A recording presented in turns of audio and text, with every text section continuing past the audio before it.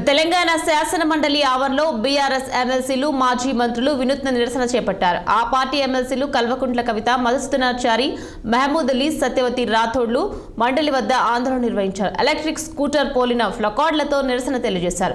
Congress party down down అంటూ గులాబీ నేతలు పెద్ద ఎత్తున నినాదాలు చేశారు. మహిళలకు ఇచ్చిన హామీని విస్మరించారని బీఆర్ఎస్ నేతలు ఆరోపించారు. 18 ఏళ్లు పైబడిన చదువుకునే ప్రతి యువతికి ఎలక్ట్రిక్ స్కూటర్ ఇస్తామని హామీ ఇచ్చి మోసం చేశారని మండిపడ్డారు. కాంగ్రెస్ అధికారంలోకి వచ్చి 15 నెలలు గడిచిన హామీలు అమలు చేయడం లేదంటూ ఆవేదన వ్యక్తం చేశారు ఎమ్మెల్సీ కవిత. కాంగ్రెస్ పార్టీ అధికారంలోకి రావడానికి అనేకమైనటువంటి మాటలు చెప్పినటువంటి సందర్భాన్ని మనం గుర్తు తెచ్చుకోవాలి. అధికారంలోకి వచ్చి 15 నెలలైంది. 15 నెలల్లో 1,50,000 కోట్ల అప్పులు తెచ్చారు, కానీ ఆడపిల్లలకు ఇచ్చిన ఏ ఒక్క వాగ్దానాన్ని కూడా పూర్తి చేయడం లేదు. నిన్ననేమో తులం బంగారం ఇయ్యమని చెప్పినారు.